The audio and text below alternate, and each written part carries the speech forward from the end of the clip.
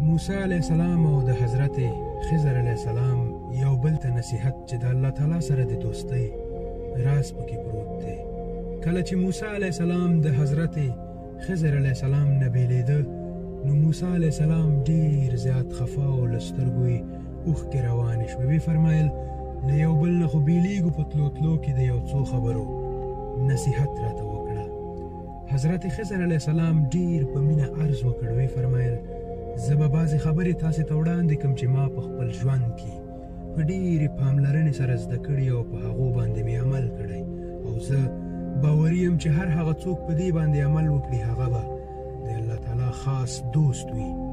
اوله خبره ده چې علم دې له دې دپاره زده کړی شي چې په هغې باندې عمل وکړی شي او نه له دې دپاره چې خلکو ته به یې ښایم او خپله به پرې عمل نه کوم.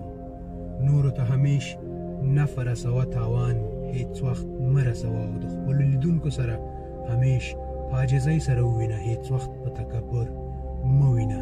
کله هم د چا په وړاندې چاپلوسي مه کوه او هیڅ وخت چاته بدون د ضرورت نه مه ورځه او پرته له کوم علت څخه مه خنده. او که کوم کس د غلطۍ یا ګناه کولو پس له تا بخښنه وغواړي نو هغه هیڅ وخت د هغې غلطۍ په ور یادولو سره مه شرموه.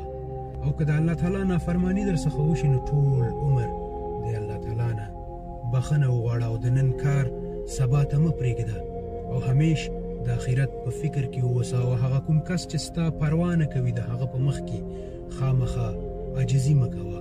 او د الله تعالی د عذاب د راتلو په وخت کې د الله تعالی نه ناامیده کېږه مه او په چا باندې احسان کولو کې هیڅ کمی مه پرېږده. وی فرمایل ای د الله تعالی رسوله ما خو تاسې ته دا خبرې وړاندې کړې اوس تاسې هم ما ته د بعضې خبرو نصیحت وکړئ.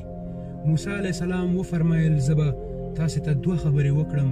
یوه دا چې کله هم له چا خفه کېږي نو یوازې د الله تعالی دپاره ترې خفه شه، د خپل ځان دپاره هیڅ وخت مه خفه کېږه. او بله دا چې دنیا ته هیڅ وخت په زړه کې ځای مه ورکوه، ځکه په کوم زړه کې چې د دنیا مینه وي هغه ته د الله مینه هیڅ کله نه راځي او د دنیا مینه انسان د کفر په لور بیایي. السلام علیکم.